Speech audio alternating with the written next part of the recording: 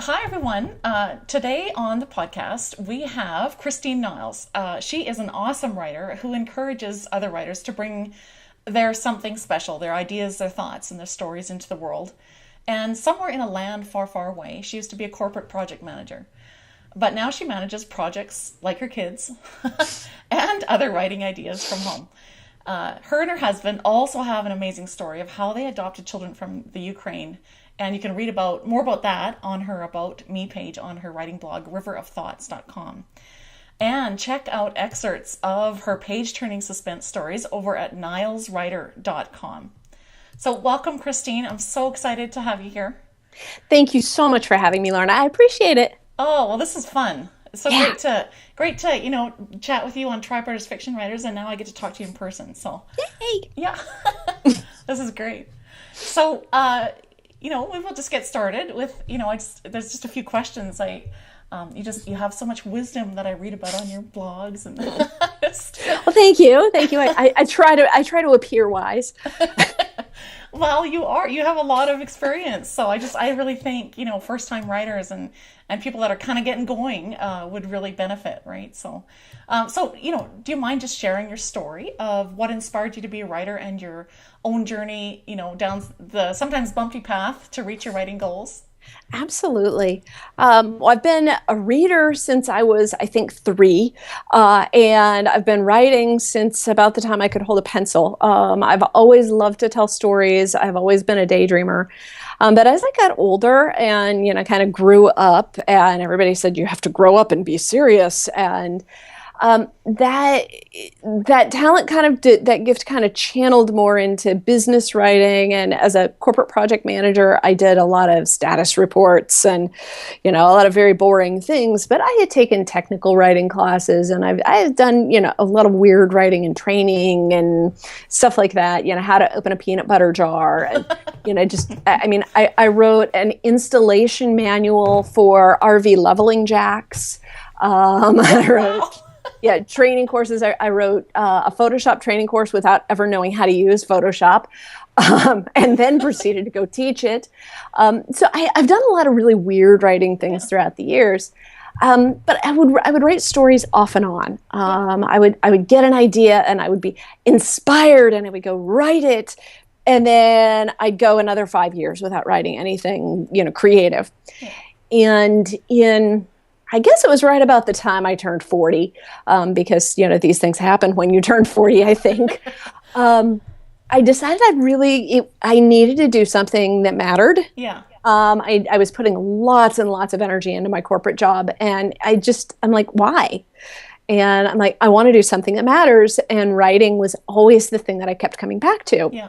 And my husband will tell you that I am the queen of the harebrained ideas.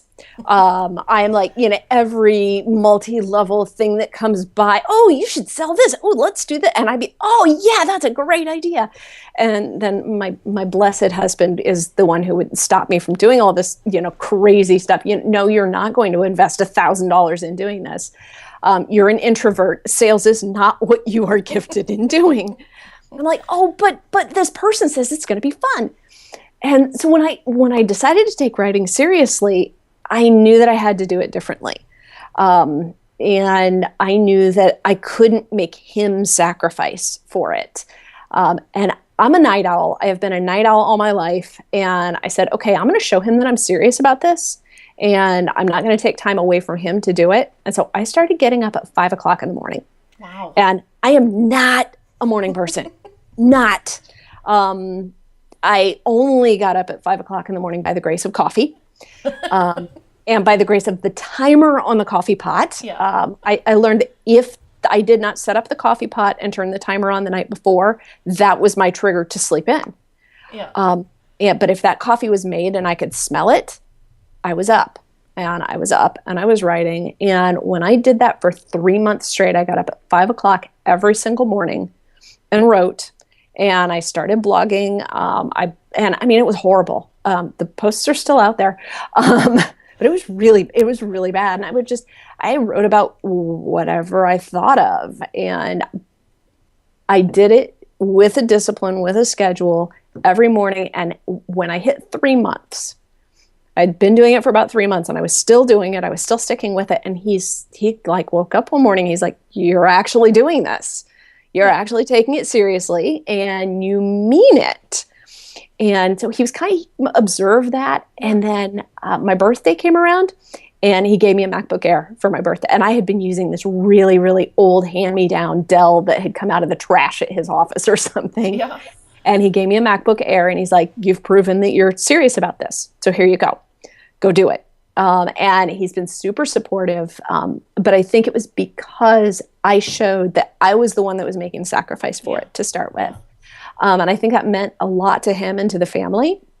And so as I was doing that, I kept that schedule for 18 months. And I blogged twice a week, Mondays and Thursdays, for 18 months. And I think I grew. I had maybe 20 subscribers at the beginning, which were, all my friends and family that I'm writing, you got to follow my blog. Yeah. And when I stopped blogging regularly, I think I was just shy of 200. So I didn't grow a lot. I didn't put a lot of effort into, I kind of did the Twitter thing. I did the Facebook thing. I didn't put a lot of effort into trying to chase numbers though. I mean, I would look at numbers, but then I would go crazy. Yeah. So I stopped. But what I did learn through that was I learned the discipline of getting up when I didn't want to, of writing to meet a deadline. I learned to write ahead and schedule content. I learned to take it more seriously. And I also developed relationships with people, both through Tribe Writers and through some other groups that I had gotten involved with. I met other bloggers, other writers. And one of the things that I did at that point, people knew that I was taking my writing seriously. I was talking about it a lot. And so freelance jobs started coming towards me. And I started getting a few jobs here and there. And then I ended up talking with a friend who was working for a ministry, a missions organization. And we started to talk about writing and we ended up talking about missions. And I was so miserable in my corporate job. And he threw me a couple of freelance jobs for the ministry and they went really well. And a round of layoffs was coming for my work. And I actually called my boss and I said, can I get a severance package? Oh, wow. And That's a bold move. I said, can I take a severance package? Yeah. And would that save another one of my team members' jobs? Because there were two of my team members that I suspected would be on the chopping block. And I knew they could do my job as well, if not better, than I was doing it. And my boss laughed at me. But I called my friend at the ministry anyway. And I said, if I can finagle a severance package, can I work for you for free for 3 months? And he's like, well, and I said, I want to understand how a nonprofit works. And I just really want to get out. And he's like, well, you can do that, but I won't let you work for free. And so God had been working in my heart a lot. I'd been praying a lot. And he finally said, he gave me Ecclesiastes 4:6, better one hand full with tranquility than two hands full with toil and chasing after the wind. Oh, so wow. It's time. And I was getting enough freelance jobs and we had been, we had organized ourselves financially that we would be okay if I didn't work for a while. And so I'm finally like, okay, I'm going to do this. But it was through the discipline it was about 2 years. I was a little more than 2 years after I had really started taking myself seriously that I was able to do that. Yeah. And I ended up as the content manager and copywriting manager for that organization and worked for them for 2 years. And so it worked into another job in a place that was just so healing and full of grace and let me use my writing and my marketing and business experience together. Yeah. That was just, if I hadn't started doing my own thing and really kind of, the take permission, giving myself permission to be a writer, and then really, really stuck to the discipline of it, I don't think that step ever would have happened. Wow. So that's so great, Christine, and that you sort of pushed through the whole fear thing, right? Because that can be Oh yeah. Oh yeah. And I mean, I will not say that I'm on the other side of it. I mean, I still doubt myself, all the time. And, every time I release something new, every time I do something new, I'm like, what are people going to think about it? And I have to remember that this is what I'm called to do. Yeah. And I was actually listening to a really, really great teaching today about, the if my identity is secure, Yeah. and as a follower of Christ, my identity, excuse me, my identity is in Jesus. Yeah. And if that identity is solid, the things that I do and making other people happy Yeah. doesn't really matter. I mean, not that I want to be mean and make people unhappy, but if something that I write falls flat, Yeah. it doesn't change who I am. And that, when I come back to that, when I'm afraid, that really helps. I mean, that's just wow. I love your story. So from there, so you were a content, you managed the content, and you probably kept learning how to write better, because at some point here you wrote your book, and it's become a series of books like step-by-step guides for growing writers. And I read the one called Start to Write, which was awesome book. Thank you. Yeah, Start to Write actually came out of a talk that I gave to the incoming writers at the ministry that I was working at. We were a very transitional organization. It's Adventures in Missions, and they ran a year-long mission trip. And a lot of times it was generally 20-somethings on the trip. And they would come back from that and say, what next? They've just spent a year on the mission field, really kind of wrecking their perspective of, modern culture.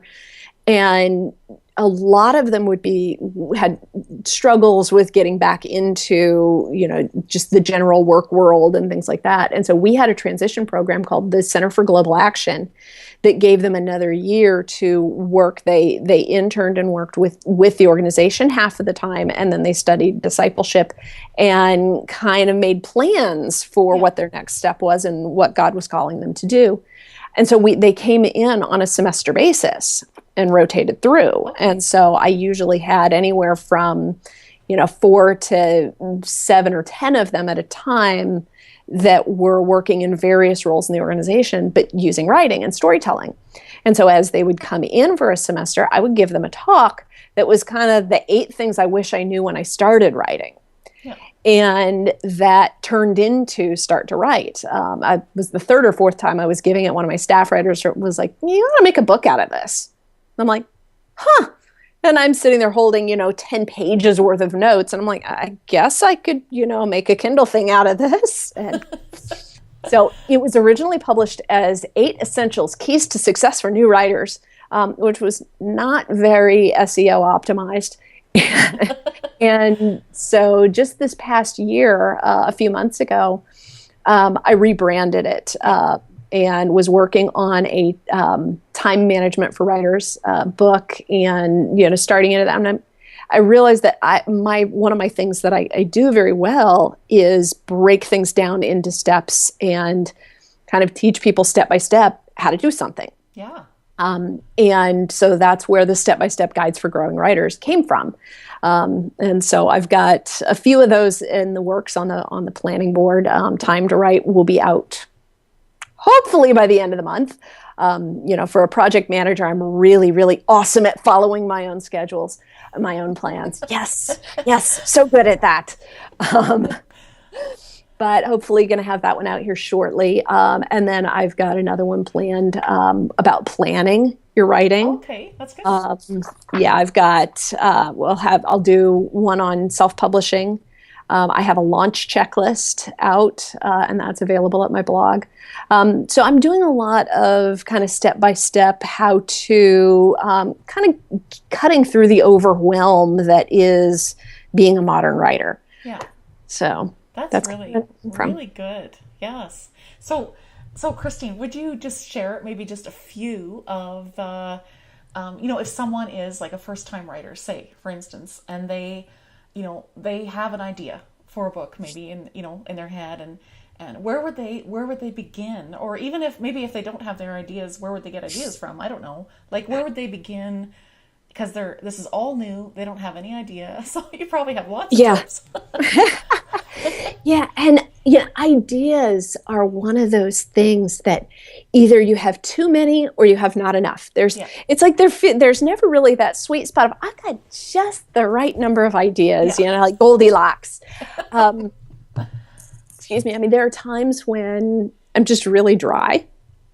And one of the things that I've found on ideas is that they're everywhere. Yeah. And as long as I think of them as abundant, and I don't think of any of them as too precious, then I find that they come everywhere. And when I was first starting out, I wanted the idea to be perfect, and I wanted, I have the perfect idea, and then I'm going to say the perfect thing about the perfect idea. And I would just get so hung up at the keyboard, and I'd be sitting there, and my fingers would be frozen.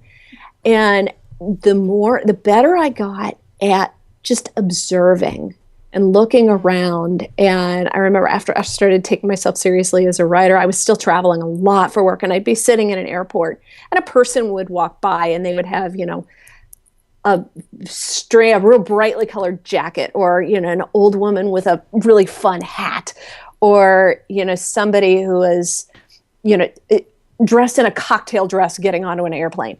And I would find these little incongruous things and be like, I wonder what their story is, and start, kind of dreaming it up. And as I started capturing those and just writing down the little snippets and then being able to go back later, the more I started doing that, and the more I would have an idea, and it would just kind of float in. And sometimes I'd just let them float out, and other times they'd float in, and I'd jot down as much as I could and then kind of let it percolate. Mm-hmm. All of a sudden I had this giant list, and learning to just take something and run with it and follow it wherever it goes, even if it goes someplace completely different from what I had planned. Yeah. That really, really helped me open up. And usually about once a week, I'll sit down and just free write. I'll start on something. I'll just start riffing on, and sometimes it's even, I don't really know what I'm going to write about today. That'll be the first, 11, I don't know, however many words that is. That's the first however many words I write. I don't know what to write about today. So I saw this, rotten apple in the apple bin at Walmart, and just kind of go from there. And by the end, I'm someplace entirely different, but I've probably got 15 other ideas in there that I can then write about later. Oh, that's awesome. Those are great ideas. Yeah. So, and I never throw anything away. Yeah. I had to get a new computer because my hard drive was full. Okay. Yeah. Because I will not throw anything away. Yeah. And I go back and I read through, and it doesn't I don't read through them. I just skim for ideas. Yeah. Yeah. And so now that there are always ideas there, and I know that I've got my whole lifetime to play with them, it makes it a lot easier to not have to worry about any of them being perfect. Yes. Oh, that's really good. Those are great tips. Yeah. Okay. No, that's good. So say someone, had an idea and wanted to run with it. They would just start writing, or do you need to do some planning first? For me, I think it works differently for every writer. And I'm a really big fan of experimenting. I will, if I hear, and I listen to other writers and I talk to them about their process. I never think just because Stephen King sits down and writes for 4 hours straight, I should sit down and write for 4 hours straight. Or just because Sean Platt outlines, I should outline like that. I think, okay, that sounds like an interesting thing to try. I'm going to try that. Mm-hmm. For me, what I found works is I start with free writing. I'll start with an idea. I'll randomly throw in anything I can possibly think of about it. I'll riff on it. I'll think, what do I think about this? What does it make me feel? What would I think if somebody else did that? Whatever it is, what do I struggle with? Where do I have opposing views about it? I'll free write anything I can think of about it and kind of see where it goes. Mm. Then I'll step back and I'll look at how things fit together. Where are the central themes? Where are the things that, are really precious to me but aren't going to matter to somebody else? And how can I throw those out or use them someplace else? I keep a lot of that stuff for characters. Oh, yeah. Yeah. I give a lot of those, really weird mannerisms and judgments to my characters so that I don't have to own them. That's good. Yeah. But then I find the common truths that could actually make up like if it's, my blog River of Thoughts was originally intended to just be a place for me to kind of spew my thoughts. And so it's like, okay, what thoughts can someone else connect with and find space for themselves and find their own truth in? Mm-hmm. And then I'll start kind of outlining and say, okay, I can take that thought, but I'm not really clear about it. And so then I start weaving it together and articulating. And then I go back through and edit and go for brevity and go, okay, is this the most concise way that I can say this? Is this the clearest way I can say this? So I go through, I go through probably 4 or 5 drafts. Wow. But I mean, by the time you're done, it's probably super, super clear. Like, I know your book certainly was really easy to read and really clear. Yeah. Thank you. Yeah. And it is a result of kind of going through, and I started with it being kind of random, and I started with it being very conversational. And that's something else I really try to keep my own conversational voice in it. I don't want to be too formal or too structured or too loose. I don't want to be, too casual. But I try to make it feel like somebody's sitting down for coffee with me. Yeah, because I noticed that. I love if we sat down for coffee, what would I say to you? Okay, This is what I would say. Yeah. So. Well, it's you got a great conversational voice that draws a person in. I love it. Yeah, it's you do feel like you're sitting down having a cup of coffee together. So that's great. I try, and I love coffee. So yeah, so it works. Yeah, it does. It does. Okay, so now maybe someone has, had the idea, but maybe they're wondering how they can, start writing and then finish their writing project in 90 days. And you had a great blog post about that, how to write a book or finish any writing project in 90 days. And there's many writers, and me included, who struggle with staying, committed to a project in a specific period of time. Oh, yeah. I hear you. I mean, when I wrote that blog post, I actually declared a deadline to finish time to write, and I'm now 2 months past that. So, physician, heal thyself. I'm great at creating plans. I'm lousy at following them myself. But in my defense, my business changed up a lot right after I posted that. About a week after that, I parted ways with my biggest client, who I was working 20 to 30 hours a week for. Okay. Because, we met up, we spent some time together, and he looked at me and he's like, "Why aren't you doing your own thing?" And I said, "Because I'm doing your thing." He's like, "No, why are you doing my thing and not your thing?" I said, "Because your thing needs done, and you're paying me to do your thing." And he's like, and this was priceless. He looked at me, he says, "I can make you more money as your friend than as your boss."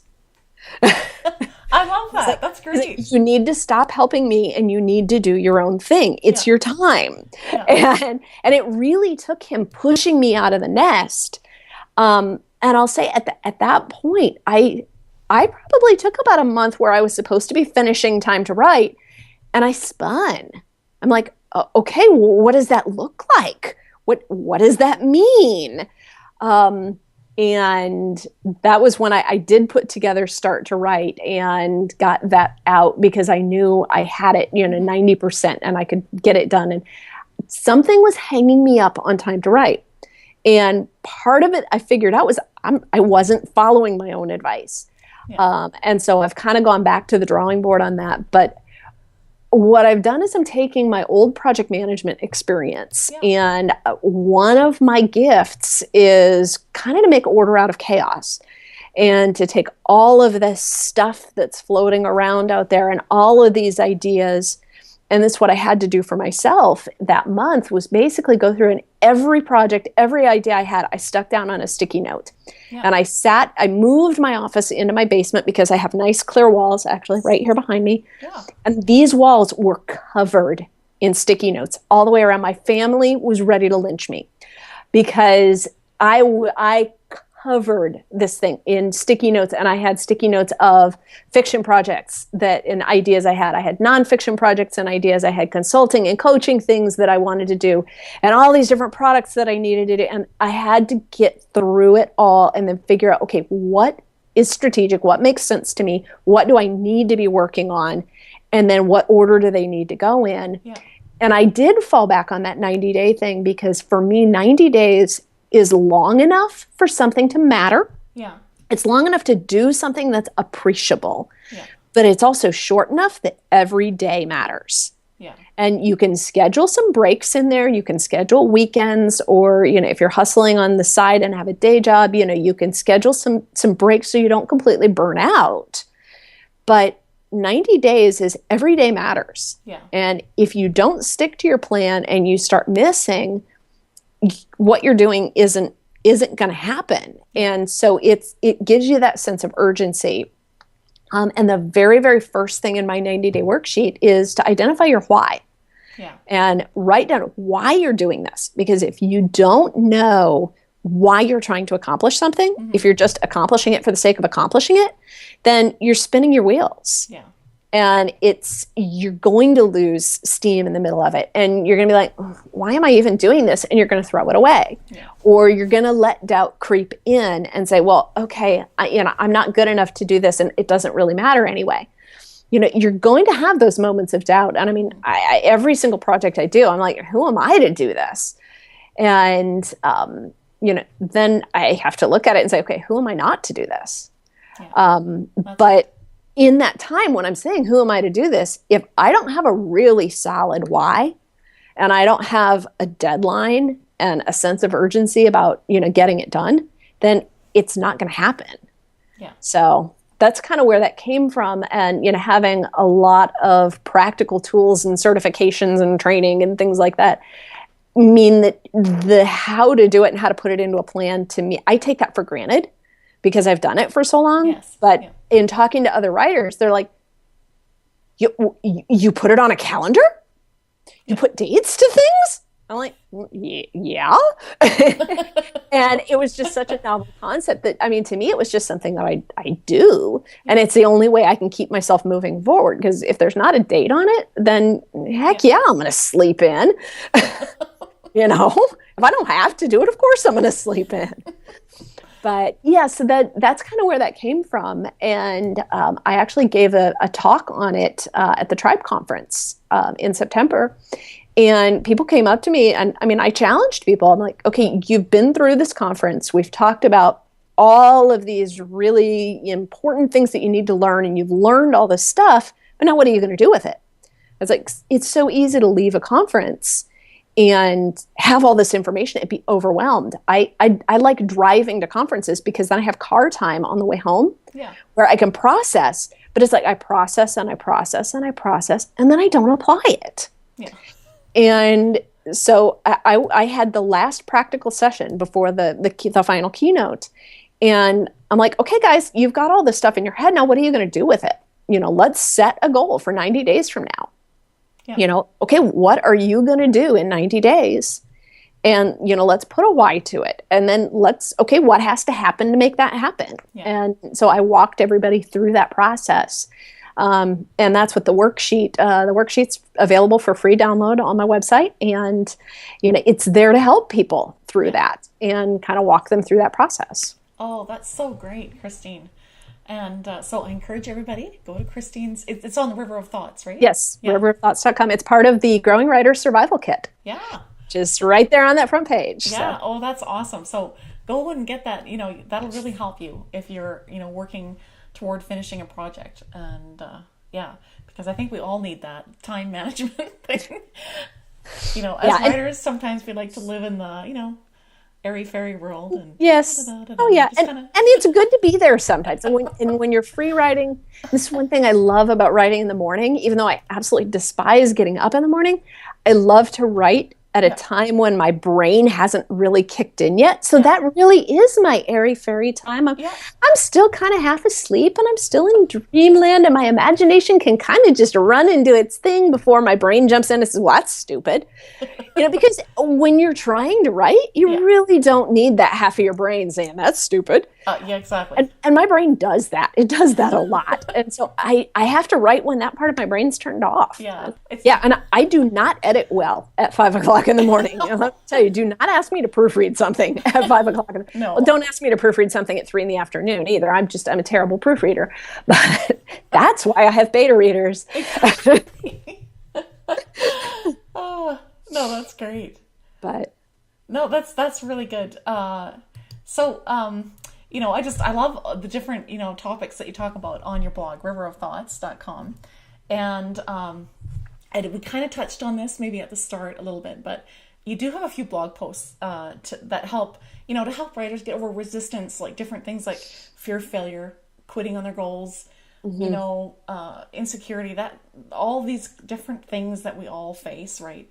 And that sometimes cause us to be less motivated to keep writing, right? Yeah. We doubt ourselves.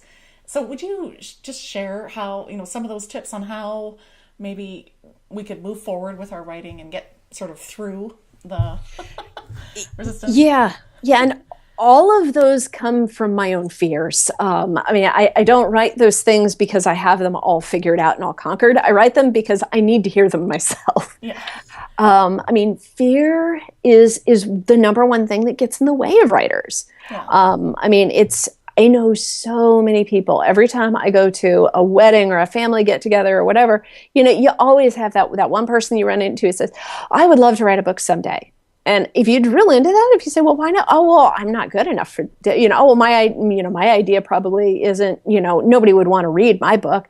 And all of that is fear. Yeah. Every last bit of that is just fear and insecurity. Yeah. And I even figured out the longer you stick with this, the more likely you are to succeed, because the people who start and then give up are the ones who have succumbed to that fear. And it's perseverance beats fear every day of the week. Yeah. It's if you just push through it and push past it and give that fear a name. Yeah. It's a bully, and it's like, okay, you're resistance and I don't need you. Yeah. And sometimes it's faking it till you make it. Yeah. You kind of psych yourself up.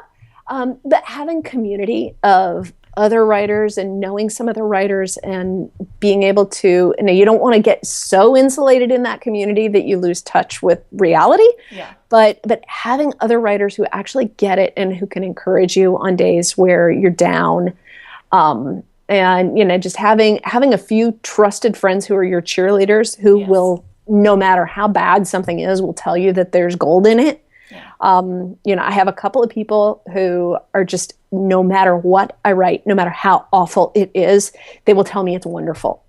And when I'm down, I turn to those people. I'm like, I need to pick me up. Yeah. I'm like, I'm just really doubting myself. And, they will just come around me and cheer me up and lift me up. And then I have the truth tellers.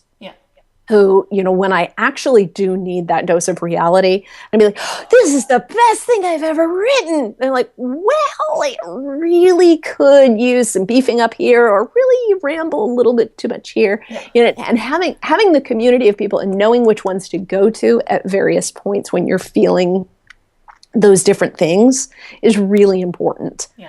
And I think having that community has really kept me going. I have days when I want to quit. I have days, I will admit that I have had days where I have thought about going back to big corporate. Yeah. Because it's like, just a couple of weeks ago, I was really, really down. And I'm like, I gave up the one thing I was really good at. I was miserable, but I was so good at it. And my husband looked at me. He's like, are you serious? He's like, no, you're really good at what you do now. He's like, you just don't feel it right now. Yeah. And separating the feelings, the lies that feelings tell us versus the reality of, when I'm feeling down like that, and a reader will send me an email saying, hey, this really, really touched me. Yeah. Or this was one of the best ways I've seen this articulated. Or, just little things, or having, somebody who's an influencer share a post on Twitter, even if no one clicks on that link, the fact that they thought it was good enough to share and to put their name behind, I'm like, oh, okay, that's why, and I don't want to get wrapped up in that, but at the same time, it's those little encouragements that mean something, and that can kind of, having that community of people that will lift you up and push you past it and push you past the lies is just so, so critical. Yeah, and every word you've written, no matter how bad it feels at the time that you've written it, is a word that you didn't have written before. If you don't mind, we just switch gears just a little. Sure. I've gotten to know you better in Triber's fiction writers, and Christine, it's been so fun. I love hearing about your ideas, and it's just great. And I've even had the privilege of reading, little snapshots, right, of your books, and it's really fast-paced suspense. Sort of crime fiction is kind of what it feels like. Sort of that. So would you give listeners a glimpse into the kind of stories you love to tell? And and if readers want to check it out, go to nileswriter.com. That's the Christine's fiction blog. But would you just talk a little about that? Like, where do you get your ideas? How do you plan your story? Just tell maybe a little bit about your journey with that. That'd be great. Yeah. Fiction, I started, like I said, I've kind of told stories off and on, and probably 10 years ago or so, I kind of decided as we started actually into the adoption process, and we adopted our girls older. Our girls were 12 and 14 when we adopted them. And I started reading a lot of YA fiction, a lot of young adult fiction. And part of it, I started struggling a little bit with the kind of the genre in general, how, absent parents were, and how sometimes the messages weren't the strongest. A lot of it was, the female heroine has to have a boy come in and save her. And I'm like, I want to write YA fiction for girls where they're strong and they're powerful and they don't need no stinking boyfriend, and they have, good relationships with their parents. And I'm like, I want to write, stories with a message. And then I started writing a little bit, and I'm like, okay, this feels really false, because I was writing with an agenda. And so I kind of stepped back, and I just started playing with characters a little bit. And particularly as my girls started, getting more active socially and started dating, I found these really unpleasant feelings cropping up in me. And, anybody with teenage daughters probably has felt that. And, I found, these fears coming up in me. And in my free writing, I would find myself kind of indulging the fears, and I would write little stories about, worst case scenarios. And I discovered, and I'd always kind of liked, thrillers, and even, I love watching Castle and Bones, and, the detective shows and things like that. And I found myself writing in them, and I had an idea. Actually, the first thing, oh, hey, I should try to write a thriller or a mystery or a detective series or something. I was at an amusement park with my kids, and we were watching a roller coaster go, and I thought, wouldn't this be the most unlikely place to find a body? It just came to me like that. And I'm like, I wonder how to structure a story backwards like that. And I just started kind of picking it apart. And it just really started forming this idea. And it gave me a structure, because I really started writing about horrible people doing horrible things to one another. And I was having a real moral dilemma with it. Yeah. And especially, being a Christian and coming in and wanting to write, stories with a good message and all this. I'm like, okay, this is completely out of left field. And I struggled with that a lot. And I fought it really hard until I finally am like, okay, this is where the story's going. This is what these characters are about. It's what they're doing. And they're not all always horrible people. Sometimes they're people who are really deeply wounded. Yeah. And in writing through those characters, I was able to get to understand the cause of the horrible. Yeah. Or in writing through those characters, I was able to expose them to the consequences of their horrible. And it didn't have to be some neat and tidy bow. But, you know, I've got a flawed detective character that is just really fighting her own battle and trying to make the world a little bit better place and trying to seek justice. Yeah. And all of it really, when I let go of my judgment about it and just let the stories be and let the characters be and started, you know, chasing them around wherever they went and whoever they killed and letting them do what they're going to do, I was like, oh, okay. And it felt so much more free. Yeah. And I was able to channel a lot of my fears. I mean, I have characters that are based on my daughter's boyfriends and ex-boyfriends. I accidentally killed a character, and then my daughter started, no, I didn't accidentally kill the character. I killed him on purpose, but killed him for a very good reason, in fact. But then she started dating a guy with the same name, and I'm like, oh, okay, that's a problem. And then she broke up with him, and I'm like, oh, okay, maybe I'm glad I killed him. But you know, having an outlet to be able to channel some of that anxiety and angst as a parent, especially as my girls are now 19 and 21, and they're at a place now in their lives where they're making their own choices. Yeah. They're sometimes making choices that I don't think are great ones for them. That, you know, I see as a parent, I see down the road all the bad things that could happen. Yeah.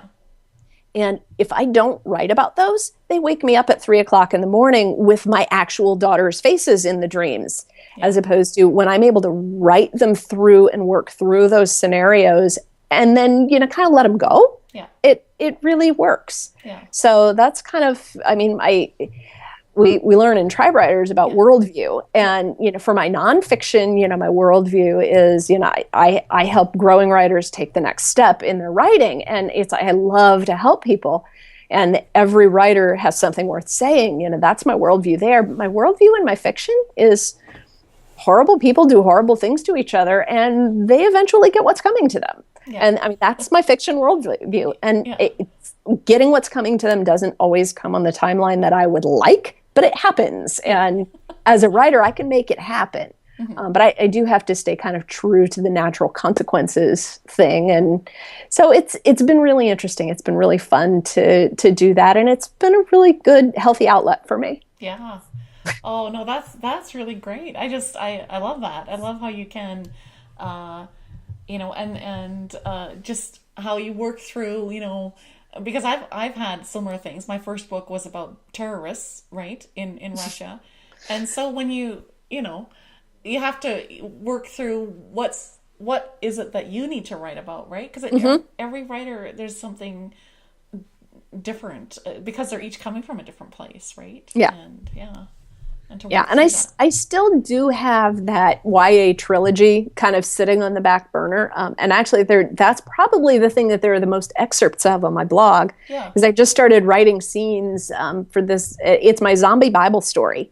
It comes out of Zechariah 14. There's a verse in there that says, "Your flesh will rot, but you will not die." And it's after, you know, it's after Armageddon. It's after the rapture, and it's, you know, the people, basically the people who are left behind, and the penalty that they pay in the end. And I thought about that, and I'm like, what would that actually look like? And actually, a friend had posted on another friend's Facebook wall and said, you know, there's zombies in the Bible. And I'm like, what? And so I went running to my Bible, and I pulled it, and I started playing with this zombie character. Yeah. And that's the one I still will do that, and it will end up having a message, although I don't know that it's going to have the message that I originally thought it was going to have. Yeah. Because I've got to get it theologically sound as well, and because I want him to find the cure, and, you know, kind of in theory, so I'm still really fighting with that. Yeah. But it's the project that my skill set hasn't caught up with yet. Yeah. And so it's for a long time, I was really fighting with, I've got to get back to Zach. I've got to get back to Zach. And I want Zach to come home and have coffee and tell me what he's been up to, because I love and I do that with my characters. When I get stuck, I will sit down for coffee with my characters and I will just let them talk. Wow. Be like, so what have you been up to? That's awesome. What a great idea. And it really does, little nod of getting unstuck. It really does help. But Zach keeps coming back and saying, you're not ready for me yet.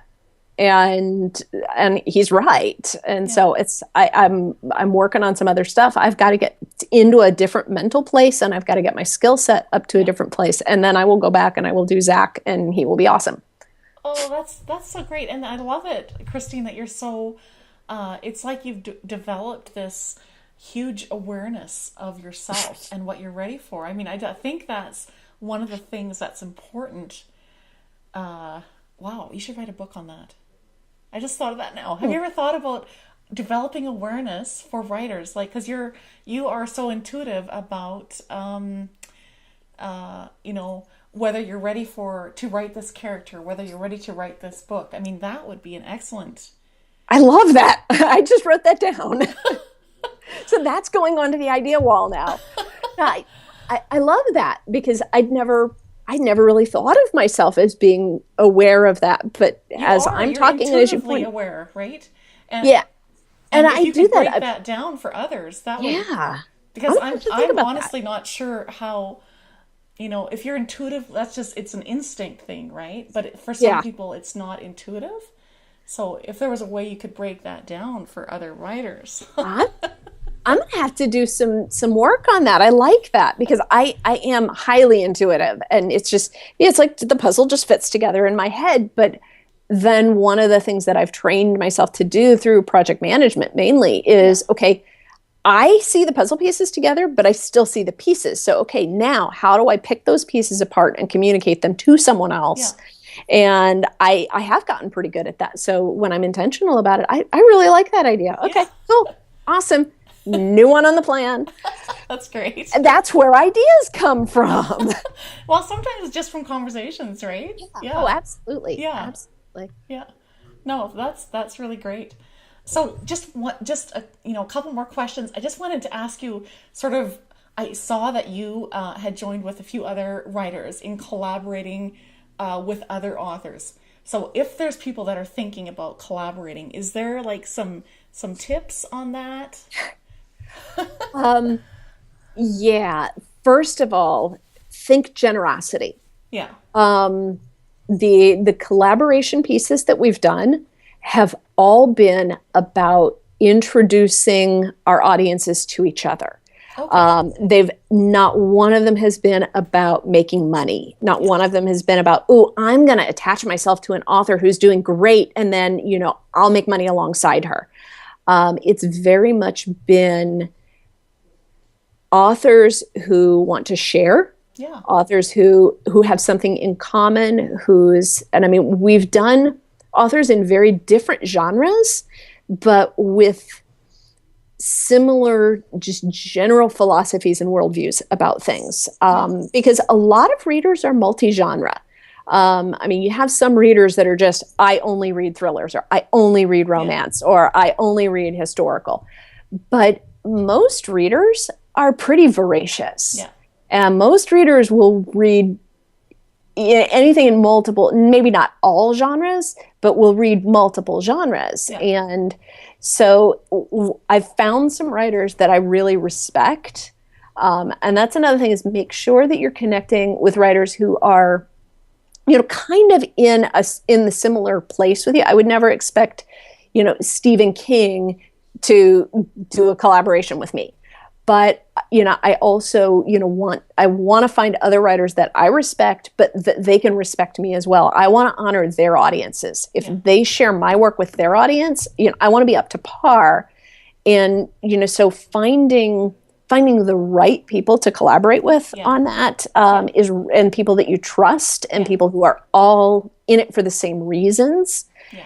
And so we've kind of had some people, come in and out of that group based on who has, time available to do a piece. Our Christmas collaboration just released last week, and we seriously put that together in like a week and a half. Wow. I'll put a link to that in the blog post. Yeah.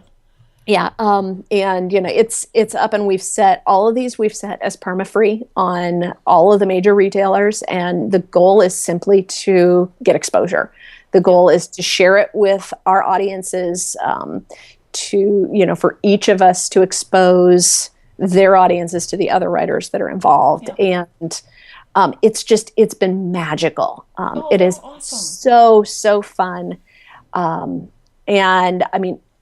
It's a great place to use your byproduct. If you're working on a novel, and I was working on a novel that I had a character that just was not working in the novel, I was able to write a short story about her, and that went into the first collaboration.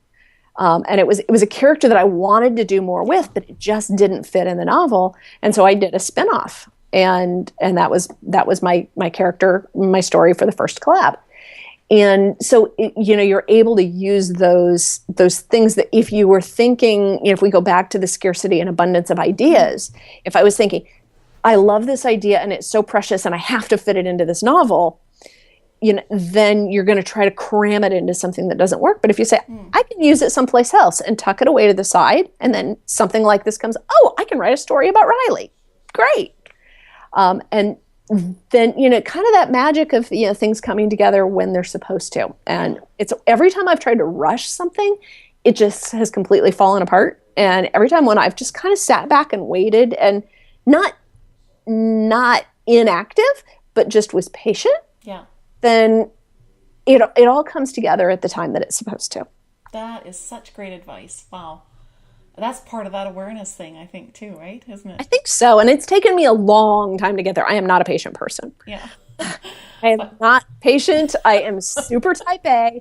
And I think that's been something that has been part of this whole journey for me is, learning to be patient and learning to trust the process as opposed to forcing it, but not get lazy, because it's super easy to just kind of check out and be like, okay, I'm just going to sit and eat potato chips and watch Netflix for a month.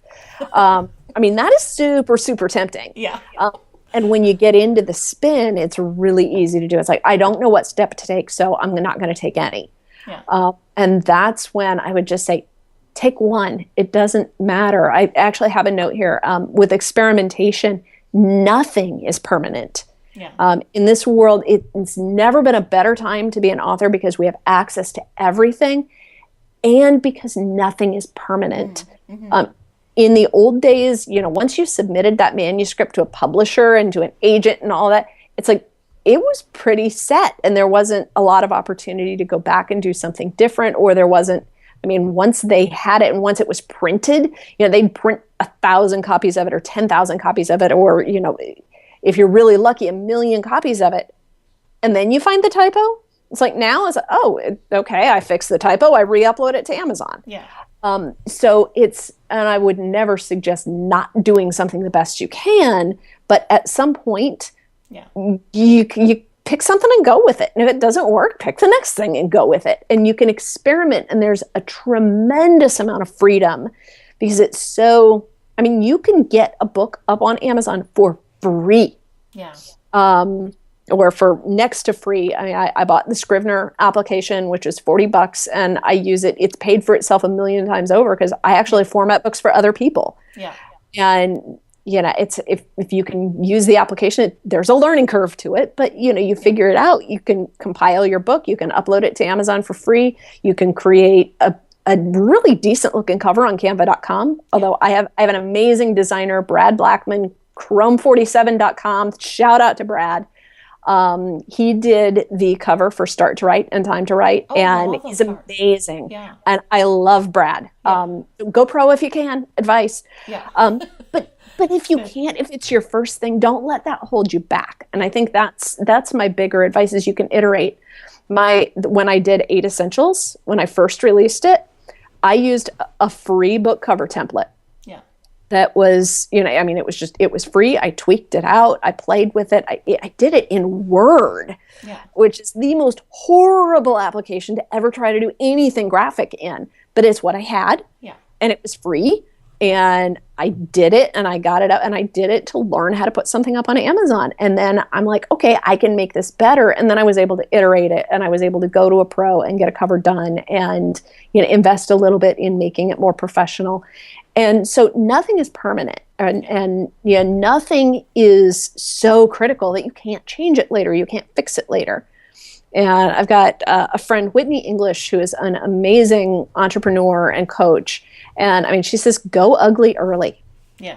And it's like, go ugly early because you can always make it better later. Yeah. And it's really better to get something out there. Yeah. And, just do it, get it out there, go ugly, and then, fix it, iterate it, improve it based on what people are telling you rather than taking wild guesses at what they want. Yeah. No, that's really good. Great advice, Christine. That's wonderful. Thank you. So, I mean, that's, we've covered a lot, but, it's just such great advice, Christine. I think people are going to listen to this over and over again. So, I hope I've been helpful. Yes. Oh, it's just terrific. Yeah. So would you just, tell people about new projects, books you have on the go, or something else that's coming up that they can, kind of wait for? And yeah, I'd say the two things that I'm anticipating, that I'm really working like crazy on, one fiction, one nonfiction project. I'm trying to keep myself focused on that, one fiction, one nonfiction, no more than that at once. Yeah. Because other than that, my husband will kill me. But my fiction project, we just wrapped up. I don't know when this is going to air, but we just wrapped up NaNoWriMo. National Novel Writing Month has just ended. And I wrote, I finished, I won. Oh, yay, that's awesome. My project actually is about a 33,000 word novella. It's actually not the full, I got to the full 50,000 with all my planning content and, some extra, I wrote some marketing stuff at the end of it to make my word count. But it's actually the prequel to my Jennifer Hughes detective series. It's kind of the first case that she catches somebody. And it's really more the story of this kid who's just kind of gotten himself into a really bad situation. If you think of the Steve Miller Band song, Take the Money and Run. Okay. Yeah, Jody took the money and ran, and he ran from some pretty rotten people. Yeah. And then as he was driving down the highway, the road opened up in a sinkhole and swallowed his car up. And then he had to literally take the money and run through the desert. And so the novella is the hijinks that ensue from that. Because, you're out in the desert and that's bad enough. And then he stumbles across, as fiction is wont to do, he stumbles across someone who, ought to be able to help him, but ends up being worse and gets him into even more trouble. And, he just keeps getting deeper and deeper. And he kind of has to examine himself and kind of figure out, why does this keep happening to me? Yeah. And he's experiencing the natural consequences of some of the horrible things he's done. Yeah. But he's another one of those deeply wounded people. I figured out, in the course of getting to know him, I originally thought he was just some little punk kid who, crossed the wrong guys and threw a bunch of money in a duffel bag in the back of his car and ran. And it turns out he's a pretty complex dude that has, been through a lot in his life. And so I finished the draft of that, and I'm revising that and hope to have it out probably in January, February. And then on the nonfiction side, time to write is the biggie. Time is probably the second, besides fear, time is the second biggest barrier to writers. Yeah. So many people say, well, I'd write if I had the time. And I have personal experience with making that time. Yeah. I was working a 60-hour-a-week job when I started writing, and it's like, okay, it's important to me, so I'm going to make the time to do it. And through my project management, I've learned a lot of very, very practical techniques to finding time and to organizing your time and to getting efficient with your time. Yes. And I've got an exercise in there called the dread list that actually puts math behind the things that you hate doing to figure out which ones you can turf, which ones you don't have to do anymore, to figure out how to eliminate and how to delegate and how to reorganize your time so that you can find the time to write. And it has an email series, a day-by-day, step-by-step email series that goes along with it. So, when you buy the book, it comes with the daily coaching. You'll get a daily email. This is what you do today. And, true to the idea of time is precious, it's not a long book, and it's not a really, really super deep, long, involved process.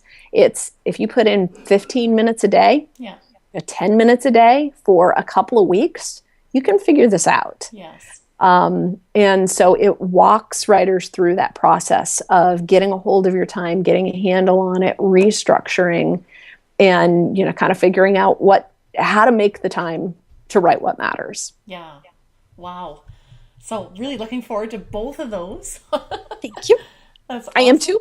Yes. No, that's really good. Do you mind just telling people where they can find you and your books online? Absolutely. My nonfiction you can find at riverofthoughts.com, and my fiction you can find at nileswriter.com. Well, and this has been so good, Christine. There's so many. I'm going to have to listen to this myself like 3 times. So am I. To process it. So it's really going to be helpful for people, I think. And well, thank you so much for having me, Lorna. I really, really, really appreciate it. Oh, yes. Well, this has been fun. Thank you. Yes, it has.